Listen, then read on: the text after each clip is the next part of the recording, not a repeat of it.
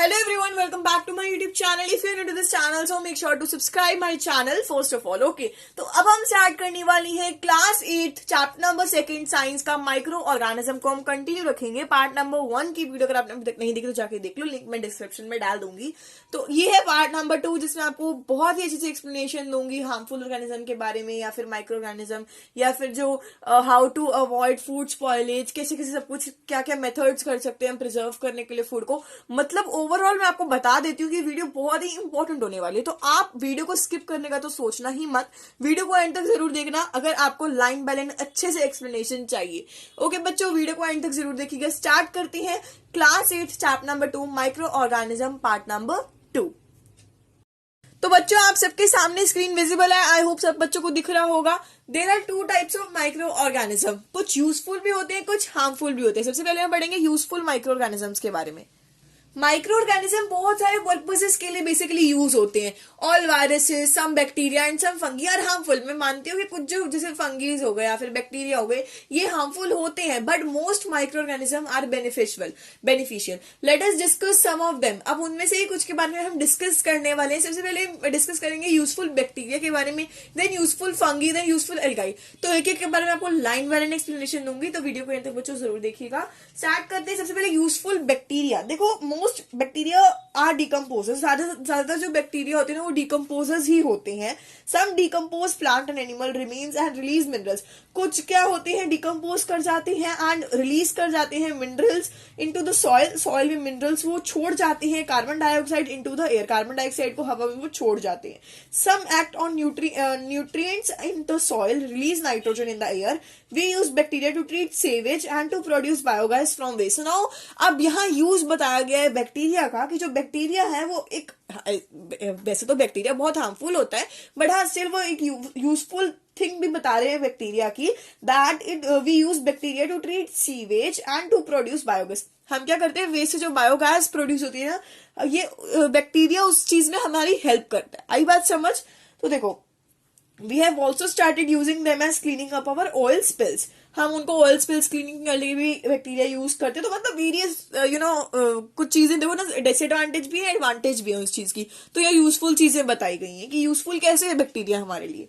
देखो नेक्स्ट है nitrogen fixing. Bacteria drawn nitrogen from the air. अब आपको एक एक चीज के बारे में यहाँ डिटेल एक्सप्लेनेशन दी होगी। जैसे हर्बीवोरस एनिमल्स होते हैं like cows, goats can digest grass because of their presence of cellulose. अब कभी नोटिस करा कि जो हर्बीवोरस एनिमल्स होते हैं, हर्बीवोरस पता है कौन से होते हैं, 7th क्लास में पढ़ के आए होंगे कि देखो जो सिर्फ और सिर्फ ग्रीन प्लांट्स, मतलब ग्रीन वेजिटेबल, वो वेजिटेबल बोल रहे हो, लाइक काउस एंड गोट्स जो खाली ग्रीन ग्रास खाते हैं। क्यों? क्योंकि वो because of the presence of cellulose, cellulose की प्रेजेंट की वजह से वो हर्बीवोरस एनिमल्स जो है वो काउस, गोट्स, कुछ भी कह सकते हो आप, वो डाइजेस्ट करते हैं ग्रीन ग्रास, है ना, वो खाली ग्रीन ग्रास खाते हैं। ऐसा क्यों होता है? यही तो रीजन है। Human beings also benefit from the presence of some beneficial bacteria in their intestine. तो अब ह्यूमन बींग्स के लिए भी काफी हेल्पफुल है बैक्टीरिया। कैसे? इंटेस्टाइन में हमारे बैक्टीरिया प्रेजेंट होते हैं, सबसे बड़ी बात ह्यूमंस के अंदर, इंसानों के अंदर, ठीक है। So human being also benefit from the presence of some beneficial bacteria. कुछ बैक्टीरिया बेनिफिशियल भी होते हैं, ऐसा नहीं है वो हमेशा हार्म ही करते हैं, कुछ बैक्टीरिया बेनिफिशियल होते हैं। नाउ ऐसे ही आप बैक्टीरिया के बारे में बहुत कुछ है पढ़ने के लिए, like some bacteria very useful to research tools in molecular biology, biochemistry and biotechnology. Okay, major discoveries जो होती है related to the structure and functions of the genes, protein, enzymes and enzymology has been made as all result of studies on bacteria. तो bacteria इन सब चीजों में भी काफी हेल्प करते हैं, like the study of biochemistry, biology, biotechnology, like this.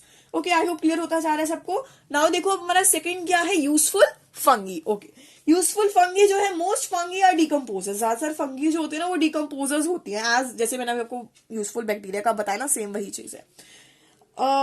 Penicillin, a soil fungus, is used to originate produce in 1940.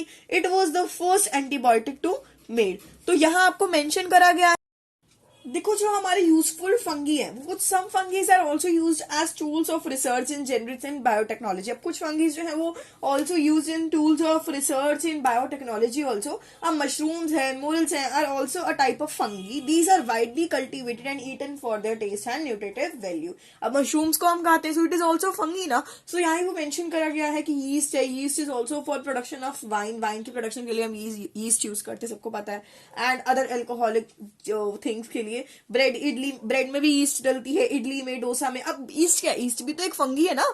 सो एक फंगी के डिसएडवांटेज भी है, एडवांटेज भी है। तो यहाँ हम पढ़ रहे हैं यूजफुल माइक्रो ऑर्गेनिज्म, मतलब वो माइक्रो ऑर्गेनिज्म जो यूज में आते हैं। ओके, ऐसे ही एल्गाई के बारे में, एल्गाई जो है वो सप्लाई नहीं करते फूड को एक्वेटिक एनिमल्स तक, पर वो ऑल्सो वो रिलीज करते हैं ऑक्सीजन को एयर में through photosynthesis, by the process of photosynthesis. ऐसे ही a few blue green algae like nostoc and anabaena are very useful for agriculture. अब कुछ क्या होते हैं, बहुत ज्यादा यूजफुल होते हैं एग्रीकल्चर के लिए। क्यों? क्योंकि as they enrich the soil with nitrogen. I hope it would be clear with all of you. अब हम पढ़ते हैं अपना next topic, that is harmful micro organism. यही है हमारा बच्चों नेक्स्ट टॉपिक। देखो हार्मफुल माइक्रो ऑर्गेनिज्म कौन से माइक्रो ऑर्गेनिज्म होते हैं? These are the micro organism are harmful in many ways. Some of the micro organism cause diseases. अब कुछ माइक्रो ऑर्गेनिज्म ना ह्यूमन की बॉडी में डिजीजेस भी कॉज कर देते हैं। ह्यूमन बींग्स, प्लांट्स, एनिमल्स, सम स्पॉइल फूड। कुछ माइक्रो ऑर्गेनिज्म क्या होते हैं? फूड को स्पॉइल कर देते हैं, क्लोथ को, लेदर को, ऐसे करके। अब मैं आपको वो भी लाइन बाय लाइन एक्सप्लेनेशन दूंगी। तो अभी हम फिलहाल पढ़ते हैं हार्मफुल माइक्रो ऑर्गेनिज्म के बारे में। देखो मलेरिया है। अब मलेरिया एक डिजीज है ना, सबको पता है। मोड ऑफ ट्रांसमिनेशन, मतलब ये ट्रांसफर कैसे होती है, एक से दूसरे तक पहुंचती कैसे है? How? Bite of the female mosquito, female mosquito की बाइट से मलेरिया होता है, ये चीज ध्यान रखनी है हमें। कॉजेटिव पैथोजन क्या है इसका? प्रोटोजो, ये भी हमें ध्यान रखना है। प्रिवेंटिंग मेजर क्या क्या है? Not allowing mosquitoes in thrive in the locality, maintain proper sanitization. अब इसके लिए हम क्या कर सकते हैं कि मॉस्किटोज को अलाउ ना करें, मतलब जो भी है हमें प्रिवेंशन भी साथ साथ लेनी है। अब आपकी स्क्रीन पे आपको विजिबल है, आई होप। देखो बच्चों स्क्रीन पे देखो, डिजीज है हमारी कॉमन कोल्ड। मैंने बहुत कॉमन सा एग्जाम्पल लिए, आप यहाँ देख सकते हो। डिजीज है हमारी कॉमन कोल्ड। मोड ऑफ ट्रांसमिनेशन क्या है? एयर। दिख रहा है आप सबको? मतलब कॉमन कोल्ड हमें हुआ कैसे? हमें जब जुकाम लग जाता है तो हमें कैसे होता है? ट्रांसमिट मतलब किस वजह से होता है? एयर की वजह से। एयर में ऐसे कुछ हार्मफुल माइक्रो ऑर्गेनिज्म होते हैं, वो ट्रांसफर होते हैं थ्रू द एयर, तो उसकी वजह से हमें कॉमन कोल्ड होता है। आई बात समझिए? कॉमन कोल्ड एक डिजीज है। देखो पॉजिटिव पैथोजन क्या है इसका? Virus. What should do? We should wash our hands regularly. यहाँ देख सकते हो आप, यहाँ मैंने मेंशन करा है wash your hands regularly, avoiding close contact with the people. और भी यहाँ एक्चुअली कुछ पॉइंट्स वगैरह गिवन थे। हाँ, people having common cold, washing hands regularly, avoiding close contact with the people having common cold. So देखो अब चिकन पॉक्स होता है, ठीक है। चिकन पॉक्स के टाइम पे हम क्या कर सकते हैं? चिकन पॉक्स एक डिजीज है। मोड ऑफ ट्रांसमिनेशन क्या, कैसे होता है chicken pox? Physical contact with infected person. हम अगर उससे कांटेक्ट करते थे, जो भी इन्फेक्टेड पर्सन है चिकन पॉक्स का, अगर हम उससे कांटेक्ट करते हैं, उससे मिलते जुलते हैं, सो दैट इज वाई हमें भी हो जाता है। क्या हो जाता है? Chicken pox. Air is also a mode of transmission. Virus it is a pathogen of virus. Now preventive measure क्या कर सकते हैं? वैक्सीनेशन। चिकन पॉक्स हो जाता तो हम वैक्सीनेशन ऑब्वियसली ले लेते। आई होप आपको समझ में आ गया। जैसे टाइफाइड है, मलेरिया है, बहुत सारे हैं, या फिर रिंगवर्म हो गया, कॉमन कोल्ड हो गया, पॉलीमिक्स हो गया, चिकन पॉक्स हो गया, काफी सारे हैं। आपकी बुक में काफी कुछ गिवन है, मैं आपको दिखा भी देती हूँ एक बार, तो आप अपनी स्क्रीन पे देख सकते हो। ओके बच्चों, नेक्स्ट टॉपिक पे आते हैं। नेक्स्ट टॉपिक हमारा है how to avoid spreading harmful micro organism. Now it is very important topic, भूल के भी इसको मिस मत कर देना कि कैसे हम अवॉइड करें इन माइक्रो ऑर्गेनिज्म को। अभी तक हमने पढ़ा कि यूजफुल क्या है, हार्मफुल क्या है, अब अवॉइड कैसे कर सकते हैं हम इन हार्मफुल माइक्रो ऑर्गेनिज्म को, हमें कौन कौन सी प्रिकॉशंस लेनी पड़ेंगी। So let's continue this video.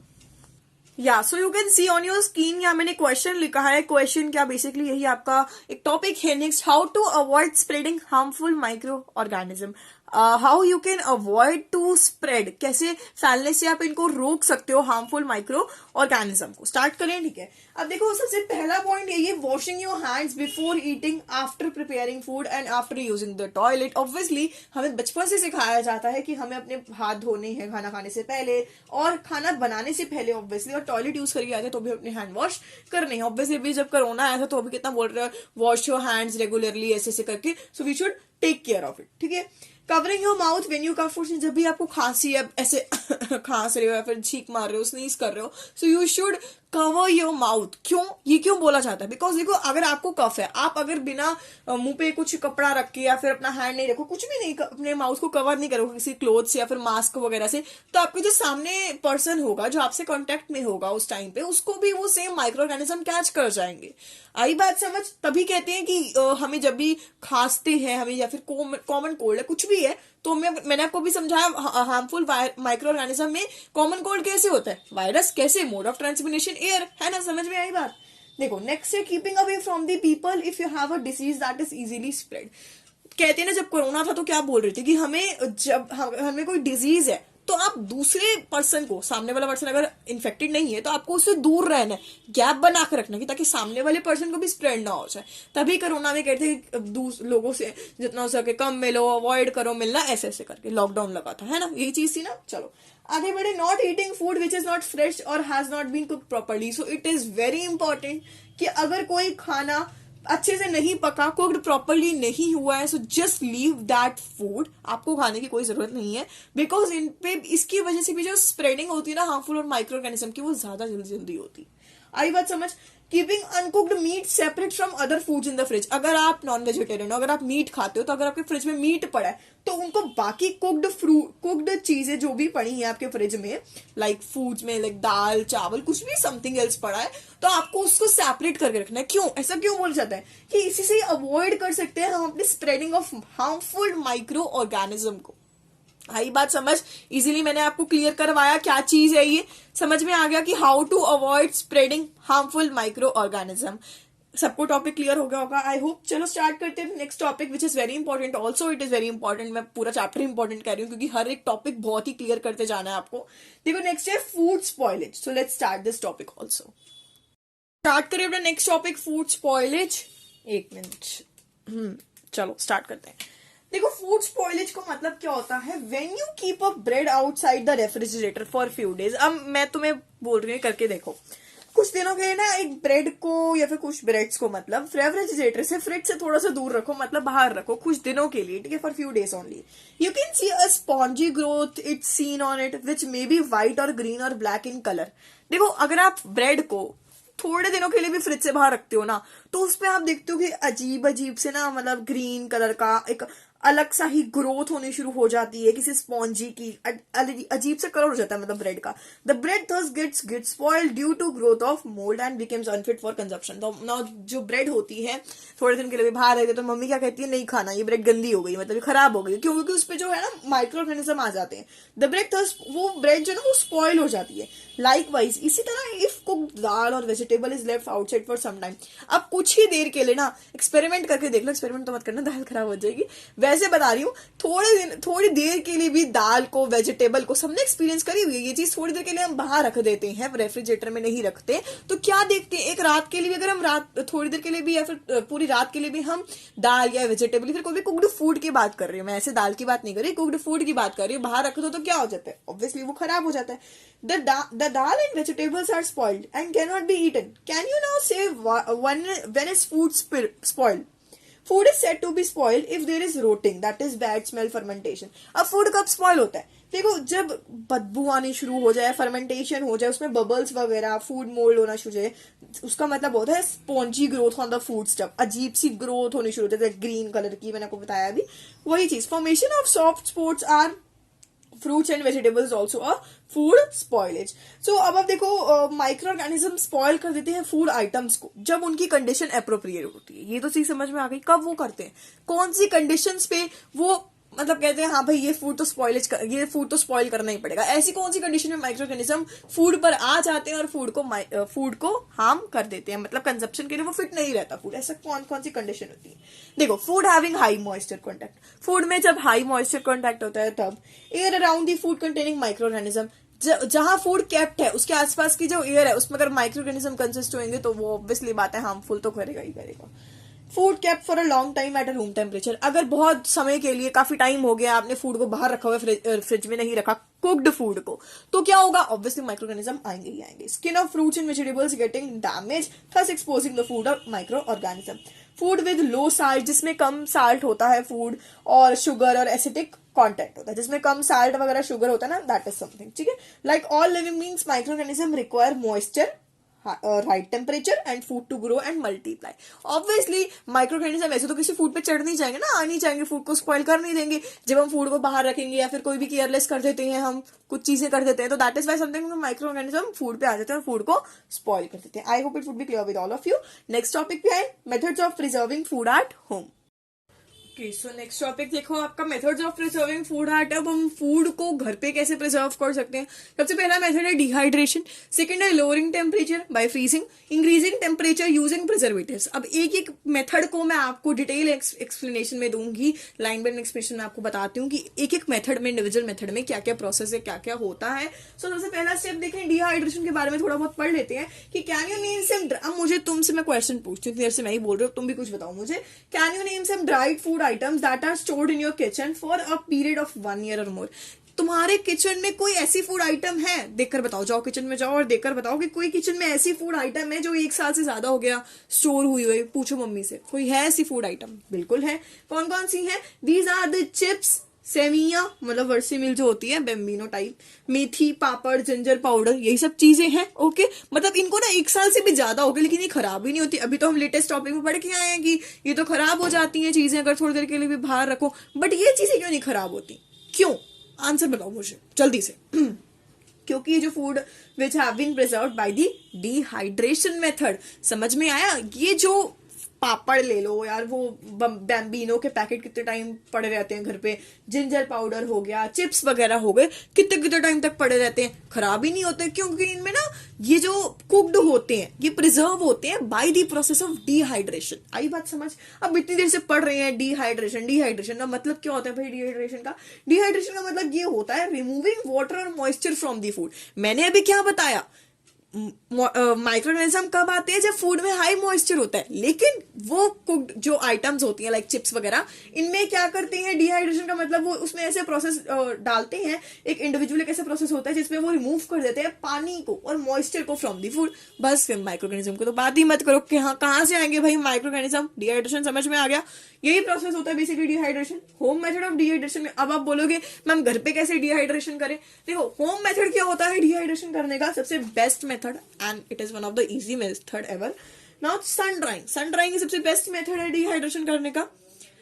ठीक है, चलो। The most appropriate weather to dry food is when the air is dry. अब देखो सबसे बढ़िया वेदर बताऊं, जब हवा सूखी हो and there is strong sunshine. जब बहुत कड़कती धूप पड़ रही हो और हवा सूखी हो, तब सबसे बेस्ट टाइम होता है डिहाइड्रेशन करने का। ओके, समझ में आया? देखो, लोअरिंग टेम्परेचर हमारा सेकंड है। लोअरिंग टेम्परेचर तो भाई सबको पता है, फ्रिज ऑब्वियसली बात है, कुछ भी चीज हम फ्रिज में रखते हैं वो प्रिजर्व रहती है क्योंकि टेम्परेचर लो हो जाता है, फ्रीजिंग हो जाता है उसमें। ठीक है, देखो रेफ्रिजरेटर में -40 degree Celsius to -70 degree Celsius तक होता है। कोल्ड स्टोरेज में ऊपर वाले एरिया में चले जाओ, मतलब जहां फ्रीज करते हैं हम चीजों को, कोल्ड स्टोरेज में -10 डिग्री टू -40 डिग्री सेल्सियस होता है। फ्रीजिंग में चले जाओ तो -180 डिग्री सेल्सियस और बिलो भी चला जाता है। ओके, समझ में आया? The duration for which the food can be preserved by using low temperature is with the types of food and the temperature. अब lower the temperature, longer the duration. तो बात समझ में आ रही है? जो चारों मेथड है उसमें आप कैसे कैसे फूड को प्रिजर्व कर सकते हो बेसिकली। देखो, टेम्परेचर जब आप इंक्रीज करते हो ना तभी हमारा फूड प्रिजर्व होता है। बाय इंक्रीजिंग द टेम्परेचर जितने भी एंजाइम्स हैं, माइक्रो ऑर्गेनिज्म है, वो डिस्ट्रॉय हो जाते हैं। Leaving the food will be safe for the spoilage. जितने माइक्रो ऑर्गेनिज्म होते हैं, जब भी हम टेम्परेचर इंक्रीज करते हैं, जब भी टेम्परेचर बढ़ाते हैं, सो क्या होता है? माइक्रो ऑर्गेनिज्म जो होते हैं वो लीव कर जाते हैं फूड को, और ऑब्वियसली हमारा फूड प्रिवेंट हो जाता है। समझ में आ रही है बात?